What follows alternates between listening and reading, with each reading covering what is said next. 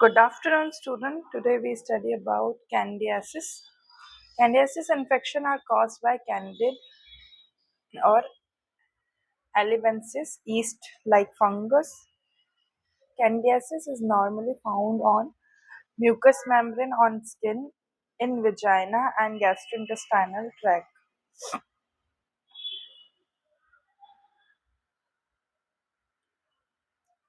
Normally found in mucous membrane and on skin in the vagina of gastrointestinal tract. Predisposing इसका factor क्या है? Warm moist area में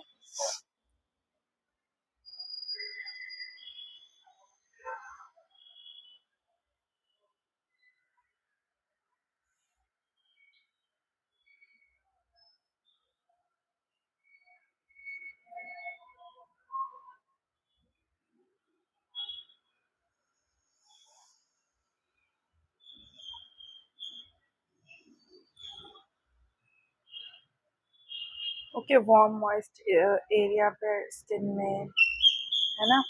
और प्रीडिस्पोजिंग factor में warm moist area में मिलेगा स्किन में। फिर एडमिनिस्ट्रेशन ऑफ सिस्टमिक एंटीबायोटिक है ना। फिर प्रेगनेंसी के समय पे भी, फिर बर्थ कंट्रोल पिल्स अगर होगी तब, पुअर न्यूट्रिशन की वजह से, प्रेजेंस ऑफ डायबिटीज मेलाइटस या फिर कुशिंग डिजीज। ठीक है, डिजीज और अदर क्रॉनिक डिसेबिलिटीज, डिबिलिटेटिंग इलनेस जैसे कि इम्यूनो सप्रेशन या फिर सम मेलिग्नेंसीज ऑफ द ब्लड। ठीक है, या फिर क्लिनिकल मैनिफेस्टेशन। ये सारी जगह पे आपको कैनिडियासिस के फंगस इन्फेक्शन देखने को मिलती है। फिर आता है हमारा क्लिनिकल मैनिफेस्टेशन। क्लिनिकल मैनिफेस्टेशन में first sign of infection is pustule that extend under the stratum corneum. Pustule जो है वो इन्फ्लाम्ड होता है, बेस्ड ऑफन द बर्न और इचेस भी इसमें होता है। उसके बाद येलो और वाइट कर्ड लाइक सब्सटेंस होता है इसके अंदर प्रेजेंट, और ये इन्फेक्टेड एरिया में होता है।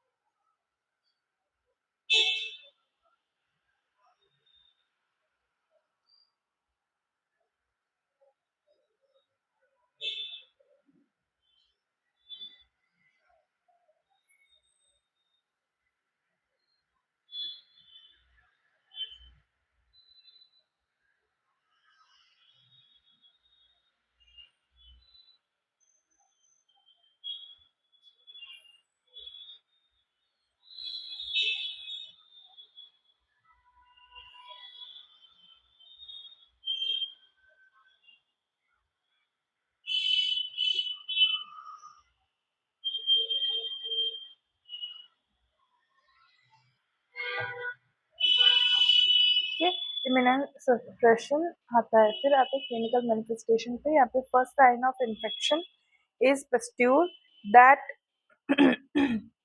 Extend under the stratum of corneum. ठीक है, यहाँ पे जो स्टेटलाइट लेजन्स होता है, फिर आता है maculopustules area around outside the clearly डर्मेस्ड border of infection are found in characteristic feature जैसे candidiasis. They differ according to the location. Mouth जैसे कि वाइट चीजी प्लग होगा, रिसेंबल होगा मिल्क कर्ड के जैसे। ठीक है, वेजाइना में रेड ऑडिमेंटस पेनफुल वेजाइना वॉल रहेगी, इची पैचेस रहेंगे, वेजाइनल डिस्चार्जेस होगा, और pain in urination and intercourse के टाइम पे भी, और यूरिन वॉइड करते के टाइम पे भी पेन होगा।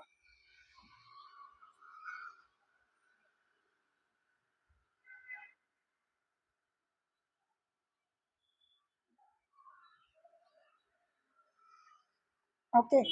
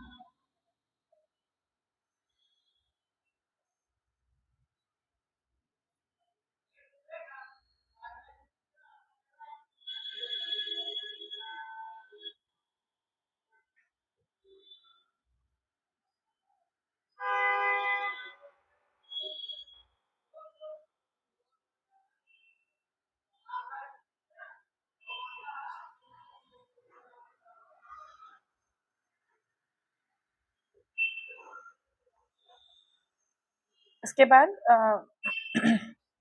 डिफ्यूज पेस्ट्यूल होगा स्किन में, और इरिथेमेटस रैश होंगे पिन पॉइंट पे, और satellite lesions around the edges of affected area. ठीक है, वो रहेगा। ठीक है, नेक्स्ट हम बात करते हैं ट्रीटमेंट। यहाँ पे nystatin Mycostatin it is effective to control infection. Oral medication vaginal suppository use भी करते हैं।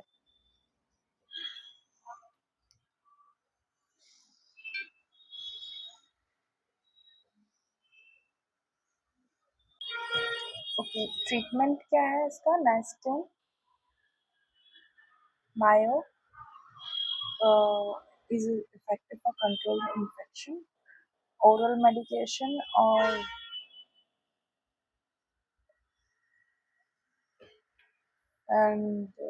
vaginal suppository यूज कर सकते हैं। ठीक है, डायग्नोस्टिक इवेल्युएशन में क्या होगा? इवेल्युएशन में culture, then role of not fungal infection.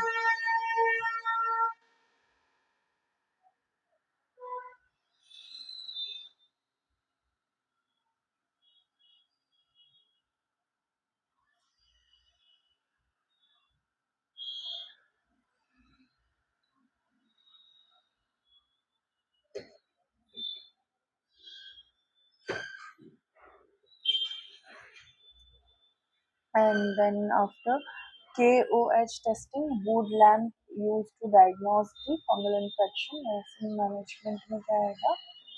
nursing management में आपका advise the person not sharing the linen or personal item। कोई भी personal item यूज नहीं करना है ना उस व्यक्ति का, है ना।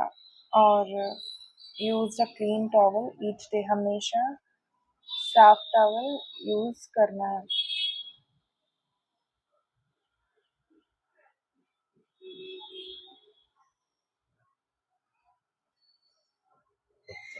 उसके बाद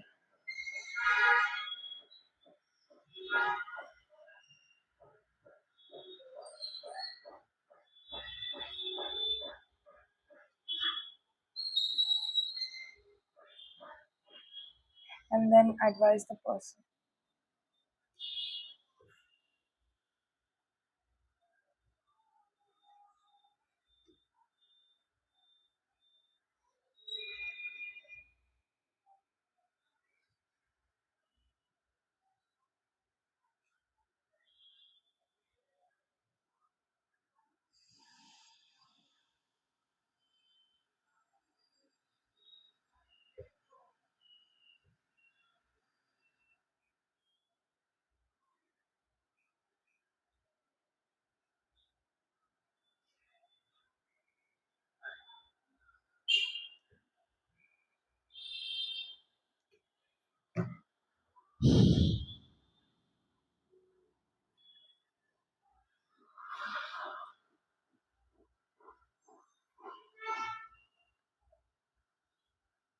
Advise a person not to sharing linen. They carefully dry all skin folds, including under breast, breast के inner side में, inner words.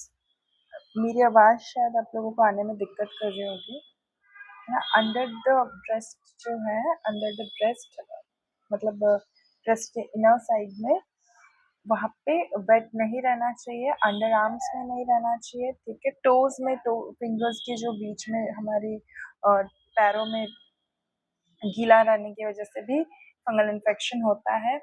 Where clean under cloth and it's should not be very tight and fitted. जो under clothes है, मतलब जो under garments हम where करते हैं, वो क्लीन होने चाहिए, ठीक है. टाइट और फिटेड नहीं होना चाहिए. Do not wear same shoes every day. कोई भी सेम शूज नहीं पहनना, उसको साफ क्लीन करके ही पहनना. नॉट वेयर रबर और प्लास्टिक सोल्ड शूज.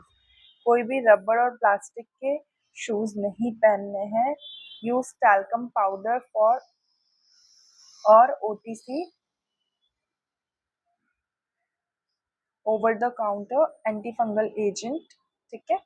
ये भी आपको ट्वाइस अ डे यूज करना है. For candidiasis, teach the patient to avoid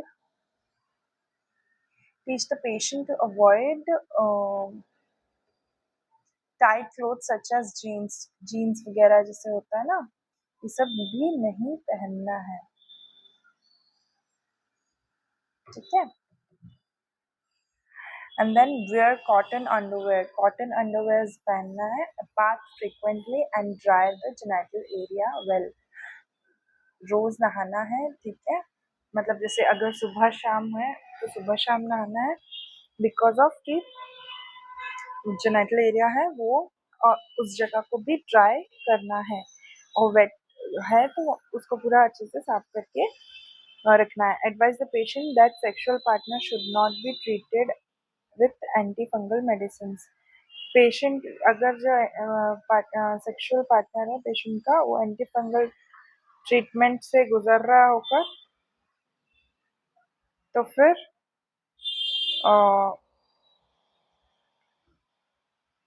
उस तरीके से कोई मतलब उनके साथ हमको इंटीमेट नहीं होना है. अगर इस आपका sexual partner anti fungal medicine use करता है तो उससे इन्फेक्शन आपको भी हो सकता है. यूज कॉन्डम्स और एब्सिस्टेंस. कॉन्डम्स या फिर कुछ और यूज करना ही करना है.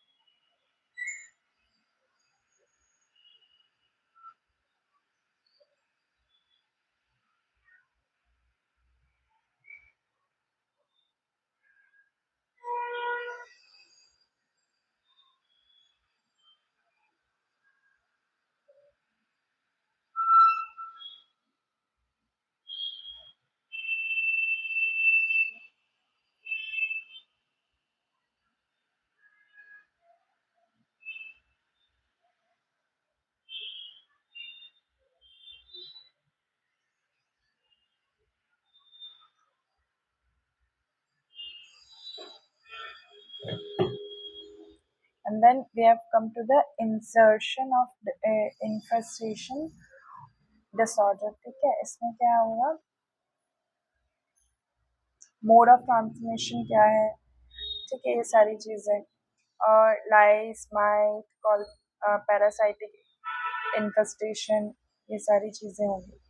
मोड ऑफ ट्रांसमिशन में lice and mites infest the skin through the contact with an infected person. जो आपको पता होगा हमारे सर में जो जुएं होते हैं वो क्या करते हैं, एक से दूसरे में ट्रांसफर होते हैं, राइट. तो इस टाइम पर ये क्या होता है, डायरेक्ट क्लोथिंग, डायरेक्ट कांटेक्ट होता है. जैसे कि एक कोम से दूसरे का भी दूसरा भी यूज करने का, जो कोम्स वगैरह है, कंघी वगैरह रहती है. उसके बाद डायरेक्ट क्लोथिंग वगैरह, अगर जो इस पेडिक्लोसिस से इन्फेक्टेड है, अगर वो भी इस तरीके से यूज कर रहा है, ठीक है, तो फिर उसको भी मतलब जो पर्सन अफेक्टेड है उसका लाइस उस पर चढ़ चल जाएगा. ठीक है, नेक्स्ट हम बात करते हैं यहाँ पे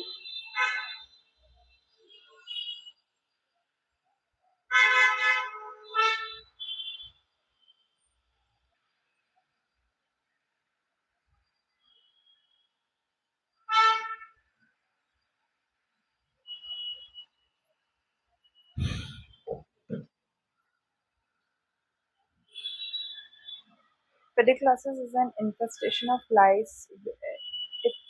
This parasite live in the blood of an animal human host. इसको कोई होस्ट चाहिए होता है जुए को. ये क्या करता है, ह्यूमन को अपना होस्ट बनाता है और उससे ही क्या करता है, उसका ब्लड सक करके उसकी वजह से वो जिंदा रहता है. मोड ऑफ ट्रांसमिशन मैंने आपको बता दिया. आगे हम पढ़ते हैं. It is an saliva that prevent the clotting of the host. Lice eat blood of the host. ये क्या करता है, जो होस्ट है जिसपे ये हुआ है उसके ब्लड को ये सक करता है. ठीक है, मतलब उसी को खाता है, उसी से ये जीवित रहता है.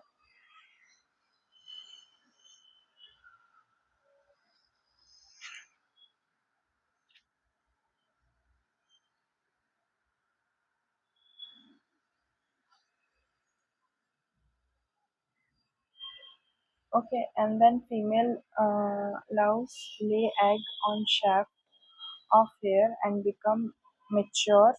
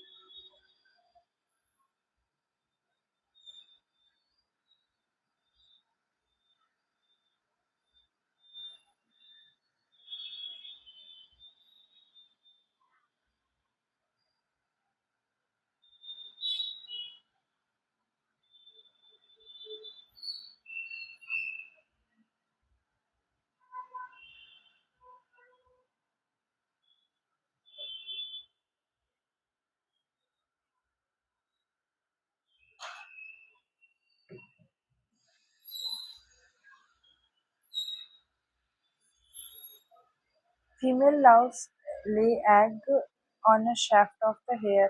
जो बालों की shaft होती है ना, जो फीमेल लाउस जो होती है वो क्या करती है, shaft पे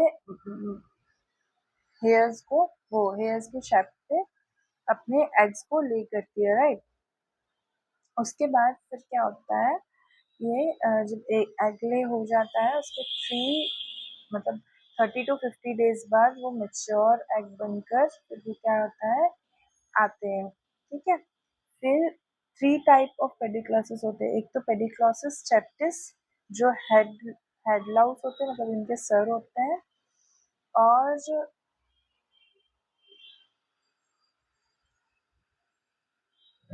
और एक जो होता है वो infestation of the scalp with head. क्या होता है infestation of the scalp with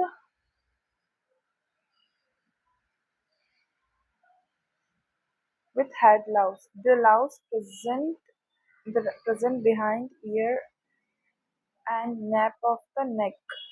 Egg are visible to the naked eye and easily silver and oval bodies stick on the hair that difficult to remove. ये जो है ये दिखने easily हमको दिखने लगते हैं, छोटे छोटे उनके एग होते हैं सर में, डैंड्रफ जैसे दिखते हैं, है ना, ओवल शेप के, राउंड एंड ओवल शेप के। उनका एक्जिला होता है, हेयरी एरिया पे ज़्यादा रहते हैं वो बॉडी में, जैसे कि एक्जिला पे, प्यूबिक एरियाज में, इस जगह पे हो जाते हैं।